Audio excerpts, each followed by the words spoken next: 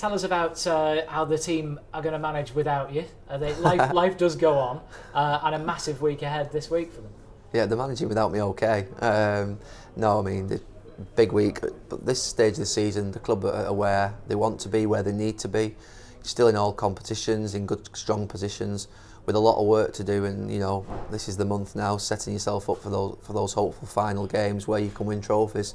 So big matches. You have to look at these next 2-3 weeks and say that they're critical. But the players have been there before. They know it's coming. They know it's coming at the start of the season. And to be honest with you, they wait for it because it's been there before. You get quite bored in the first part of the season because it's matches that matter, but not what you would call critical matches. These are the matches now which really sort of get your concentration, your anxiety levels to a point whereby you perform at your absolute best. And we're seeing that in the last few weeks. The level of performance has increased and players are coming into form and looking great, and that's really important for the club. Now, when someone like yourself has just retired, then watching them play in every match is going to be hard. But missing out on the All-Manchester Cup semi-final is going to be harder than most, isn't it? Yeah, I mean, I said before, I have no regrets. My career has been what it's been. There'll be probably, 10, 15 big matches a season for the next 100 years that you would wish that you would want to play in. But the reality is, you don't play in them. Your career's over and finished. You just leave it to the lads who are still playing. They're the most important ones. I've always said that.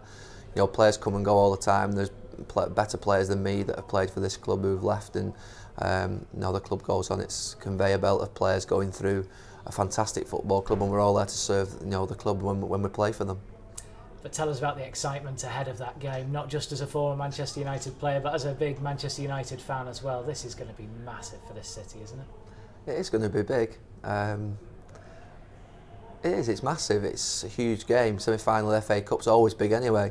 But you play Arsenal, play Chelsea in games in the semi-final, but now you play Manchester City, it's big again. What's bigger? We play Arsenal in the semi-final in '99, play Arsenal in the semi-final in 2004, was it?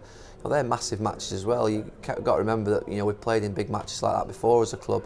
And obviously the local derby thing does bring another dimension, but it doesn't actually affect anything when you actually get out onto the pitch, because the players, certainly our players, are quite cold when it comes to the opponent. They sort of look at it as, the fans, whether they're wearing blue, whether they're wearing red, whether they're wearing yellow, that doesn't really affect them when they're out on the pitch. They'll just be there to play the game and sort of perform within the game and to achieve the standards. And if they do that, then more often than not, Manchester United have always been okay. But it's a very difficult game against difficult opponents. But we've been there before.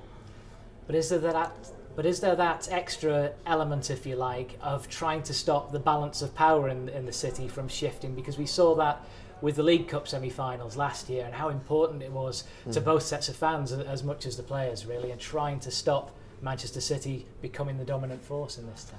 Yeah, but I don't think, I can only speak from experience as being a United player, you don't go into a game thinking we're trying to stop a dominant force. You go into the game thinking I'm playing against him and I've got to stop him and I want to try and win the match. It's simple as that. You're not thinking about sort of things that are out of your control, about what the fans are going to think or whatever. You're just thinking about your opponent, how you can win that football match, how you can stop your opponents playing.